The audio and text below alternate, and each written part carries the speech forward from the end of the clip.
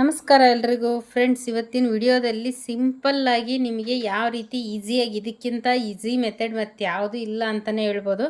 ಅಷ್ಟು ಈಸಿ ಮೆಥಡಲ್ಲಿ ನಿಮಗೆ ಥ್ರೆಡ್ ಪೈಪಿಂಗ್ನ ಈ ರೀತಿ ಕಟ್ ವರ್ಕು, ಈ ಥರ ಡಿಸೈನ್ ಬರೋ ಅಂಥ ಬ್ಲೌಸಿಗೆ ಯಾವ ರೀತಿಯಾಗಿ ನೀಟಾಗಿ ನೋಡಿ, ನಾನು ಬೆನ್ನಿಗೆ ಕೂಡ ಮಾಡಿದ್ದೀನಿ. ಈ ಥರ ಎಲ್ಲ ಕಡೆ ನಾವು ಪೈಪಿಂಗ್ನ, ಥ್ರೆಡ್ ಪೈಪಿಂಗ್ನ ಅದು ಈಸಿಯಾಗಿ ಯಾವ ರೀತಿ ಮಾಡೋದು, ಬಿಗಿನರ್ಸ್ಗಾಗಿದ್ದರೆ ನಿಮಗೆ ಥ್ರೆಡ್ ಪೈಪಿಂಗ್ ಮಾಡಬೇಕಿದ್ರೆ ನಿಮಗೆ ತುಂಬ ಕಷ್ಟ ಆಗುತ್ತೆ. ಈ ರೀತಿ ನಾರ್ಮಲ್ ಫೂಟಲ್ಲಿ ನೀವು ಕೂಡ ಮಾಡ್ಕೋಬೋದು. ಯಾವ ರೀತಿ ಹೇಗೆ ಅನ್ನೋದನ್ನೆಲ್ಲ ನಾನು ಸ್ಟೆಪ್ ಬೈ ಸ್ಟೆಪ್ ನಿಮಗೆ ನೀಟಾಗಿ ಹೇಳ್ಕೊಡ್ತೀನಿ. ಎಲ್ಲೂ ಸ್ಕಿಪ್ ಮಾಡಿದ್ರೆ ಫುಲ್ ಪೂರ್ತಿ ವಿಡಿಯೋ ನೋಡಿ. ಹಾಗೆಯೇ ಹೊಸ್ದಾಗಿ ನೋಡ್ತಾ ಇರೋರು ನಮ್ಮ ಚಾನಲ್ನ ಸಬ್ಸ್ಕ್ರೈಬ್ ಮಾಡಿಕೊಂಡು ಖಂಡಿತ ವಿಡಿಯೋಗೆ ಲೈಕ್ ಕೊಡಿ ಫ್ರೆಂಡ್ಸ್. ಬನ್ನಿ, ಆಗಿದ್ದರೆ ವಿಡಿಯೋನ ಸ್ಟಾರ್ಟ್ ಮಾಡೋಣ. ನೋಡಿ, ಇದು 12 ನಂಬರು, ಅಂದರೆ ಇಷ್ಟು ದಪ್ಪ ಇರುತ್ತೆ ಇದು ಹಾಗೆಯೇ 10 ನಂಬರು, ಇದು ಈ ಥರ ಇರುತ್ತೆ. ಇದರಲ್ಲಿ ಯಾವ್ದು ಬೇಕಿದ್ರೂ ನೀವು ತೊಗೊಂಡು ಪೈಪಿಂಗ್ ಮಾಡ್ಬೋದು. ಆದಷ್ಟು ನಾನು ಹೇಳೋದೇನೆಂದರೆ, ಈ 10 ನಂಬರ್ ತೊಗೊಂಡ್ರೆ ನಿಮಗೆ ಪೈಪಿಂಗ್ ಅನ್ನೋದು ಕರೆಕ್ಟಾಗಿ ಬರುತ್ತೆ. ಎಲ್ಲೂ ದಪ್ಪ ಸಣ್ಣ ಅಂತ ಅನಿಸೋದಿಲ್ಲ. ಮೀಡಿಯಮ್ ಆಗಿ ನಮಗೊಂದು ಬ್ಲೌಸ್ಗೆ ಪೈಪಿಂಗ್ ಎಷ್ಟು ಯಾವ ಸೈಜಲ್ಲಿರಬೇಕೋ ಅದಕ್ಕೆ ಈ 10 ನಂಬರ್ ಸೈಜು ಕರೆಕ್ಟಾಗಿ ಬರುತ್ತೆ. ಈ 12 ನೋಡಿ ತುಂಬಾ ದಪ್ಪ ಇರುತ್ತೆ. ಈ ಥರ ಪೈಪಿಂಗ್ ಆದರೆ ತುಂಬ ಎದ್ದು ಕಾಣಿಸ್ತಾ ಇರುತ್ತೆ ಜಾಸ್ತಿ. ಹಾಗಾಗಿ 10 ನಂಬರ್ನ ನೀವು ತೊಗೋಬೋದು. ಆಮೇಲೆ ನೋಡಿ, ಈ ಥರ ಪ್ರೆಷರ್ ಪುಟ್ಟು ನಿಮ್ಮ ಹತ್ರ ಲೆಫ್ಟು ರೈಟು ಏನು ಇಲ್ಲ ಅಂದರೂ ಕೂಡ ನೀವು ನಾರ್ಮಲ್ ಫೂಟಲ್ಲಿ ಕೂಡ ಈ ಥ್ರೆಡ್ ಪೈಪಿಂಗ್ನ ಮಾಡ್ಬೋದು. ಬಿಗಿನರ್ಸಿಗೆ ಅದು ಯಾವ ರೀತಿಯಾಗಿ ನಾವು ಸಿಂಗಲ್ ಅಂದರೆ ಮಾಮೂಲಿ ನಾರ್ಮಲ್ ಫೂಟಲ್ಲೇ ಮಾಡೋದು ಹೇಗೆ ಅನ್ನೋದನ್ನು ಕೂಡ ನಾನು ನಿಮಗೆ ಸ್ಟೆಪ್ ಬೈ ಸ್ಟೆಪ್ ಹೇಳ್ತಾ ಹೋಗ್ತೀನಿ. ಎಲ್ಲ ಸ್ಕಿಪ್ ಮಾಡಿದಿರ ಫುಲ್ ಪೂರ್ತಿ ವಿಡಿಯೋ ನೋಡಿ ಫ್ರೆಂಡ್ಸ್, ನಿಮಗೆ ಖಂಡಿತವಾಗ್ಲೂ ನೀಟಾಗಿ ಅರ್ಥ ಆಗುತ್ತೆ. ನೋಡಿ, ನಾನು ಸ್ಯಾರಿ ಕಲರ್ನ ಪೈಪಿಂಗಿಗೆ ತೊಗೊಂಡಿದ್ದೀನಿ. ಬ್ಲೌಸ್ಗೆ ಏನು ಬಂದಿರುತ್ತೋ ಸೇಮ್ ಅದರಲ್ಲೇ ಕೂಡ ಪೈಪಿಂಗ್ ಮಾಡ್ಬೋದು. ಸ್ವಲ್ಪ ಹೈಲೈಟಾಗಿ ಕಾಣಿಸ್ಲಿ ಅಂತಂದು ನಾನು ಇಲ್ಲಿ ಸ್ಯಾರಿ ಕಲರ್ನ ತೊಗೊಂಡಿದ್ದೀನಿ. ಇದನ್ನು ನಾನು 1.5 ಇಂಚಿಗೆ ಕಟ್ ಮಾಡಿಟ್ಕೊಂಡಿದ್ದೀನಿ. ಸೇಮ್ ಕ್ರಾಸಾಗಿ ನಾವೇನು ಕಟ್ ಮಾಡ್ತೀವಿ ಪೈಪಿಂಗ್ ಪೀಸ್ ನಾರ್ಮಲಾಗಿ, ಅದೇ ರೀತಿಯಾಗಿ ಕ್ರಾಸಾಗಿಯೇ ನಾವು 1.5 ಇಂಚ್ ಅಗಲಕ್ಕೆ ಕಟ್ ಮಾಡ್ಕೋಬೇಕಾಗುತ್ತೆ. ನೋಡಿ, ನೀವು ಬಿಗಿನರ್ಸ್ ಆಗಿದ್ದರೆ 1.5 ಇಂಚ್ ಕಂಪಲ್ಸರಿ ಕಟ್ ಮಾಡಿ. ನನಗೆ ರೂಢಿ ಇರೋದ್ರಿಂದ ನಾನು ಕರೆಕ್ಟ್ 1/4 ಇಂಚಿಗೆ ಮಾತ್ರ ಕಟ್ ಮಾಡ್ಕೊಂಡಿದ್ದೀನಿ. ನೀವು ಬಿಗಿನರ್ಸ್ ಆಗಿದ್ದರೆ ಸ್ಟಾರ್ಟಿಂಗು ಕರೆಕ್ಟಾಗಿ 1.5 ಇಂಚಿಗೆ ಕಟ್ ಮಾಡ್ಕೋಬೇಕಾಗತ್ತೆ. ನೋಡಿ, ಇದು ಉಲ್ಟಾ ಸೀದಾ ಎಲ್ಲ ನಾವು ಕರೆಕ್ಟಾಗಿ ಈ ರೀತಿ ಜಾಯಿಂಟ್ನ ಕೂಡ ಮಾಡ್ಕೋಬೇಕಾಗತ್ತೆ. ಇದು ನೋಡಿ, ಈ ರೀತಿ ಅಂದಾಗ ಇದು ಪೀಸು ಹಿಗ್ಗಬೇಕು, ಈ ರೀತಿಯಾಗಿ ಇರಬೇಕಿದು. ಈಗ ನೋಡಿ, ಇದನ್ನು ಕರೆಕ್ಟಾಗಿ ನಾನು ಇಲ್ಲಿ ಇಷ್ಟಿಟ್ಕೊಂಡು ಇದನ್ನು ಇಷ್ಟಕ್ಕೆ ಇಲ್ಲಿ ಫೋಲ್ಡಿಂಗ್ ಮಾಡ್ಕೊತೀನಿ. ಫೋಲ್ಡಿಂಗ್ ಮಾಡಿಕೊಂಡು ನೋಡಿ, ಈ ರೀತಿಯಾಗಿ ಫೋಲ್ಡಿಂಗ್ನ ಮಾಡ್ಕೊತೀನಿ. ಆ ನಂತರ ಇಲ್ಲಿ ಒಂದು ಸ್ಟಿಚ್ಚನ್ನ ಹಾಕ್ಕೋಬೇಕಾಗತ್ತೆ. ಇದನ್ನ ಇದೇ ಥರ ಟರ್ನ್ ಮಾಡಿಕೊಂಡು, ಇದು ಎಷ್ಟಿದೆ ಪೈಪಿಂಗ್ ಪೀಸು ಇದ್ರ ಎಡ್ಜಿಗೆ ನಾವು ಇಲ್ಲಿ ಸ್ಟಿಚ್ಚನ್ನ ಹಾಕ್ಕೋಬೇಕಾಗತ್ತೆ. ನೋಡಿ, ಫುಲ್ಲು ಎಡ್ಜಿಗೆ ಹಾಕ್ತಾಯಿದ್ದೀನಿ ನಾನು.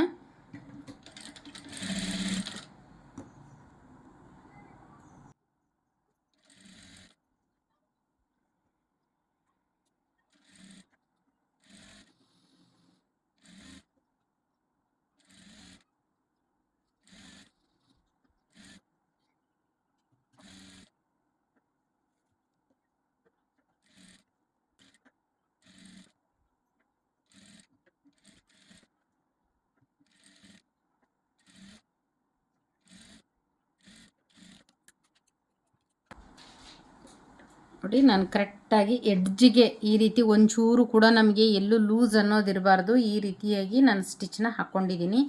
ಈಗ ನಾವೇನು ಮಾಡಬೇಕು ಅಂದರೆ, ಇದನ್ನೇ ವಾಪಸ್ ಮತ್ತೆ ಇಷ್ಟಕ್ಕೆ ಒಂದು ಸ್ಟಿಚ್ನ ಹಾಕ್ಕೋಬೇಕಾಗತ್ತೆ. ನೋಡಿ, ಇಲ್ಲಿ ನಾನು ಕರೆಕ್ಟಾಗಿ 1/4 ಇಂಚಿಗೆ ಇದನ್ನು ಫೋಲ್ಡಿಂಗ್ ಮಾಡ್ತಾಯಿದ್ದೀನಿ. ನೋಡಿ, 1/4 ಇಂಚಿಗೆ ಫೋಲ್ಡಿಂಗ್ ಮಾಡಿ ಸೇಮ್ ಮತ್ತೆ ಒಂದು ಈ ಪೈಪಿಂಗ್ ಪೀಸ್ ಎಲ್ಲಿವರೆಗೂ ರೆಡಿ ಮಾಡ್ಕೊಂಡಿದ್ದೀವಿ ಅಲ್ಲಿವರೆಗೂ ಈ 1/4 ಇಂಚಿಗೆ ಈ ರೀತಿ ಸ್ಟಿಚ್ನ ಹಾಕ್ಕೋಬೇಕು.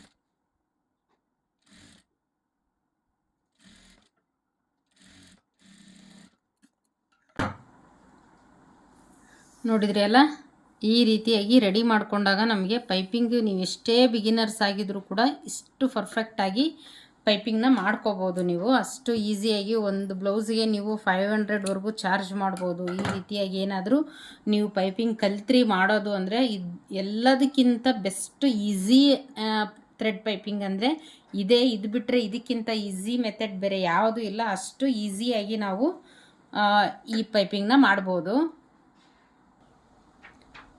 ನೋಡಿ, ನಾನು ಈ ಥರ ರೆಡಿ ಮಾಡ್ಕೊಂಡಿದ್ದೀನಿ ಬ್ಯಾಕ್ ಪಾರ್ಟು. ಸೇಮ್ ನಾವೇನು ಈ ಥರ ಕಟ್ ವರ್ಕಲ್ಲಿ ಕಟ್ ಮಾಡ್ಕೋಬೋದು. ಇದರಲ್ಲೇ ನಾವು ಇನ್ನೂ ಸ್ವಲ್ಪ ಇನ್ನೂ ಚೆನ್ನಾಗಿ ಕಾಣಿಸ್ಬೇಕು ಅನ್ನೋಗಿದ್ದರೆ ನಾವು ಈ ಥರ ಕೂಡ ಶೇಪಲ್ಲಿ ಯಾವ ಥರ ಬೇಕಿದ್ರೂ ನೀವು ಇದನ್ನು ಕಟ್ ಮಾಡ್ಕೋಬೋದು. ಈ ಡಿಸೈನ್ನ ನೋಡಿ, ನಿಮಗೆ ನೀಟಾಗಿ ಗೊತ್ತಾಗುತ್ತೆ. ಇದು ಈ ರೀತಿಯಾಗಿ ಕಟ್ ಮಾಡಿದ್ದೀನಿ ನಾನು. ನೋಡಿ, ಈ ಡಿಸೈನ್ನ ಈ ರೀತಿಯಾಗಿ ಬಂದಿದೆ.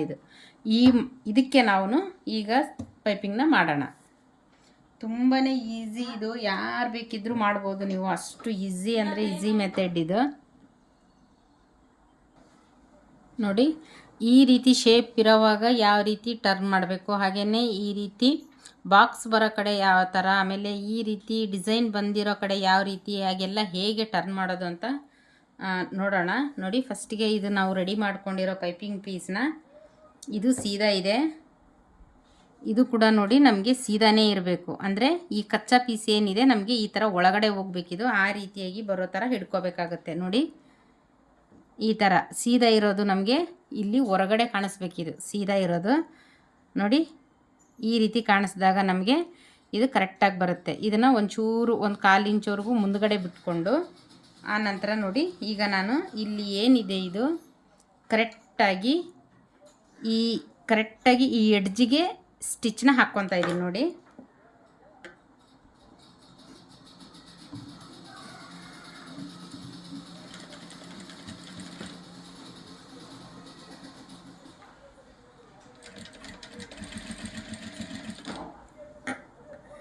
ನೋಡಿ ಇದು ಡಿಸೈನ್ ಯಾವ ರೀತಿ ಇದೆಯೋ ಅದೇ ಥರನೇ ತಿರ್ಗಿಸ್ಕೊಂತಲೇ ನಾವು ಸ್ಟಿಚ್ನ ಹಾಕ್ಕೋಬೇಕಾಗತ್ತೆ. ನೋಡಿ, ನಾನು ಇಲ್ಲಿ ಯಾವ ರೀತಿಯಾಗಿ ಕೈಯಲ್ಲಿ ರೆಡಿ ಮಾಡ್ಕೊತೀನಿ ಅಂತ ಹಾಗೆ ನೋಡಿ ನೀವು.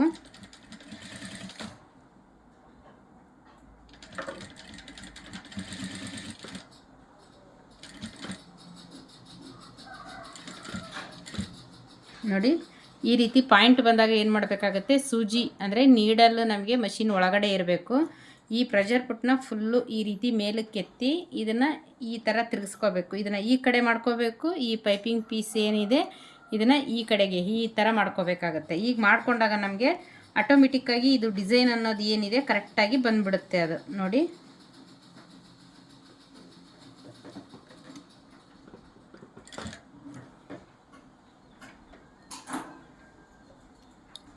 ಈ ರೀತಿಯಾಗಿ ಈ ಥರ ಒಂದು ಸೂಜಿಯಿಂದನೋ ಅಥವಾ ಒಂದು ಸ್ಕ್ರೂ ಡ್ರೈವರಿಂದನೋ ಈ ರೀತಿಯಾಗಿ ಟರ್ನ್ ಮಾಡಿಕೊಂಡು ಕರೆಕ್ಟಾಗಿ ಹಾಕ್ಕೊತಾ ಇದ್ದೀನಿ. ನೋಡಿ,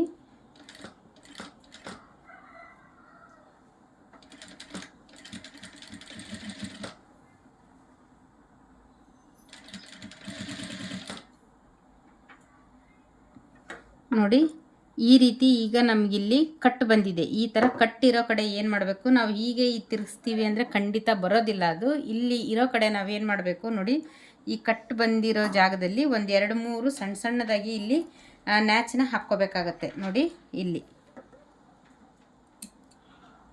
ಚಿಕ್ಕದಾಗಿ ಒಂದೆರಡು ನ್ಯಾಚನ್ನ ಹಾಕ್ಕೊಂಡಾಗ ನಮಗೆ ಈ ಡಿಸೈನ್ ಅಂದ್ರೇನು ಈ ಸ್ಟಿಚ್ವರೆಗೂ ನಮಗೆ ಖಂಡಿತ ಹೋಗ್ಬಾರ್ದು. ಅದು ಈ ಸ್ಟಿಚ್ ಈ ಕಡೆನೇ ನಾವೇನು ಇದು ಫೋಲ್ಡಿಂಗ್ ಮಾಡಿರ್ತೀವಿ ಇಲ್ಲಿ ಮಾತ್ರ ಒಂಚೂರು ಈ ಥರ ಕಟ್ನ ಹಾಕ್ಕೋಬೇಕಾಗತ್ತೆ. ನೋಡಿ,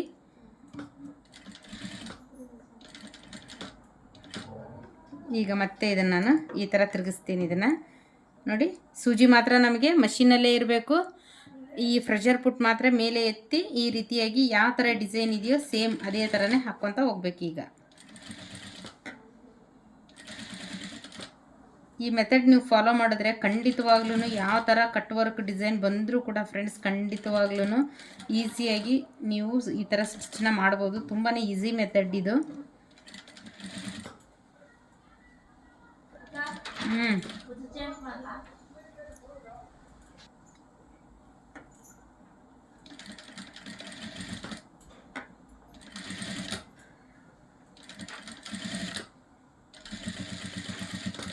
ನೋಡಿ ಈಗೆಲ್ಲ ಇಲ್ಲಿ ಬಂದಾಗೂ ಕೂಡ ನಾನು ಸೇಮ್ ಅದೇ ಥರನೇ ಇದನ್ನು ಕೂಡ ಈ ಥರ ಟರ್ನ್ ಮಾಡ್ಕೊತೀನಿ ನೋಡಿ.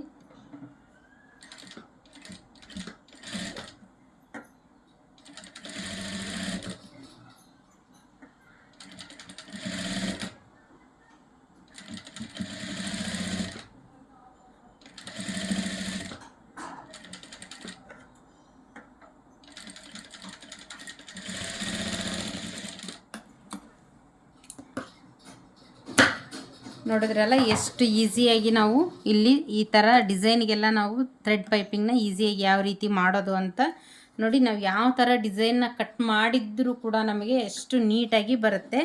ಇಲ್ಲಿ ಬೇಕಿದ್ದರೆ ನೀವು ಇನ್ನೂ ಒಂದು ಸ್ಟಿಚ್ನ ಹಾಕ್ಕೋಬೋದು, ಇಲ್ಲಾಂದರೆ ಇಲ್ಲಿ ನಾನು ಹೆಮ್ಮಿಂಗ್ ಮಾಡ್ಕೊತೀನಿ. ಇದಕ್ಕೆ ಹೆಮ್ಮಿಂಗ್ ಮಾಡ್ಕೊಂಡಾಗ ಇನ್ನೂ ನೀಟಾಗಿ ಕಾಣಿಸುತ್ತೆ ನಮಗೆ ಬ್ಲೌಸು ರೆಡಿ ಆದಮೇಲೆ.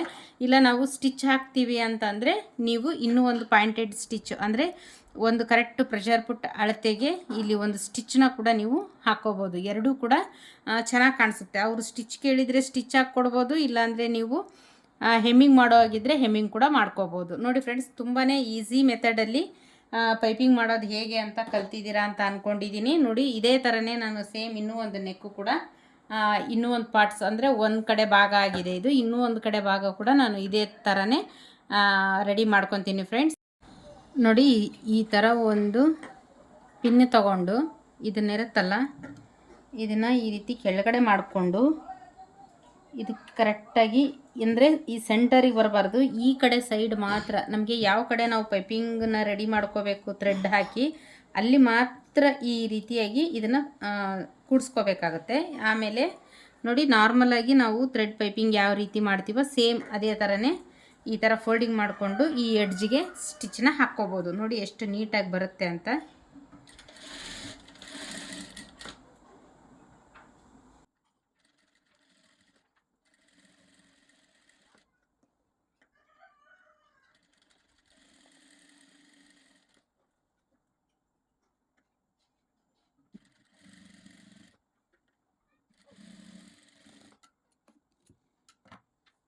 ನೋಡಿ ಫ್ರೆಂಡ್ಸ್, ಕರೆಕ್ಟಾಗಿ ಬಂದುಬಿಡುತ್ತೆ ನಿಮಗೆ ಈ ಥರ ಇದ್ದಾಗ. ನೋಡಿ ಇದನ್ನು ಎಳೆದ್ರೂ ಕೂಡ ಬರಲ್ಲ, ಅಷ್ಟು ಟೈಟಾಗಿ ಸ್ಟಿಚ್ ಅನ್ನೋದು ಬರುತ್ತೆ. ನಾನು ಇಲ್ಲಿ ಎಲ್ಲಿ ಲಾಕ್ ಕೂಡ ಮಾಡಿಲ್ಲ, ಆದರೂ ನೋಡಿ ಈ ಥರ ಎಳೆದ್ರೂ ಬರೋದಿಲ್ಲ, ಅಷ್ಟು ನೀಟಾಗಿ ಬರುತ್ತೆ. ನಿಮ್ಮ ಹತ್ರ ಯಾರ ಹತ್ರ ಲೆಫ್ಟ್ ರೈಟು ಇಲ್ಲ ಅಥವಾ 3-in-1 ಪ್ರೆಷರ್ ಪುಟ್ ಇಲ್ಲ ನೋಡಿ, ಅಂಥವ್ರು ಖಂಡಿತವಾಗ್ಲೂ ಈ ಟ್ರಿಕ್ನ ನೀವು ಫಾಲೋ ಮಾಡಿ.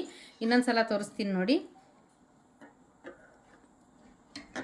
ಇದೆಯಲ್ಲ ಪ್ರೆಷರ್ ಪುಟ್ ಮೇಲಕ್ಕೆ ಎತ್ತಿ ಈ ರೀತಿ ಈ ಥರ ಕೆಳಗಡೆ ಮಾಡಿಕೊಂಡು ಈ ಕಡೆ ಕಾರ್ನರಲ್ಲಿ ಇದನ್ನು ಈ ರೀತಿ ಕುಡಿಸ್ಕೋಬೇಕಾಗತ್ತೆ. ನೋಡಿ ಇಷ್ಟಾದಾಗ ಏನಾಗುತ್ತೆ, ನಮಗಿದು ಒಂಚೂರು ಹೈಟ್ ಆಗುತ್ತೆ ನೋಡಿ, ಆವಾಗ ನಿಮಗೆ ಕರೆಕ್ಟಾಗಿ ಈ ಥರ ಸ್ಟಿಚ್ ಅನ್ನೋದು ಬರುತ್ತೆ. ನೋಡಿ ಫ್ರೆಂಡ್ಸ್, ಇಲ್ಲಿ ಹತ್ತಿರದಿಂದ ತೋರಿಸ್ತಾ ಇದ್ದೀನಿ ಎಷ್ಟು ಕ್ಲಿಯರಾಗಿ ಎಷ್ಟು ನೀಟಾಗಿ ಸ್ಟಿಚ್ ಅನ್ನೋದು ಬರ್ತಾಯಿದೆ. ಖಂಡಿತವಾಗ್ಲೂ ನೀವು ಕೂಡ ಇದೇ ಥರನೇ ಲೆಫ್ಟ್ ರೈಟ್ ಇಲ್ಲದೆ ಇರೋರು ಫಾಲೋ ಮಾಡ್ಬೋದು. ವಿಡಿಯೋ ಅರ್ಥ ಆಯಿತು ಅಂತ ಅಂದ್ಕೊಂಡಿದ್ದೀನಿ. ಏನೇ ಡೌಟ್ಸ್ ಇದ್ದರೂ ಕೂಡ ಖಂಡಿತ ಕಮೆಂಟ್ ಮಾಡಿ ತಿಳಿಸಿ. ಹಾಗೆಯೇ ವಿಡಿಯೋನ ಆದಷ್ಟು ಶೇರ್ ಮಾಡಿ, ಈ ಥರ ಕಲಿಯೋರಿಗೆ ತುಂಬಾ ಈಸಿ ಆಗುತ್ತೆ ಅಂತ ಹೇಳ್ತಾ ಈ ವಿಡಿಯೋನ ಇಲ್ಲಿಗೆ ಎಂಡ್ ಮಾಡ್ತಾಯಿದ್ದೀನಿ. ಹಾಗಿದ್ರೆ ನೆಕ್ಸ್ಟ್ ವಿಡಿಯೋದಲ್ಲಿ ಸಿಗೋಣ friends. Thank you so much.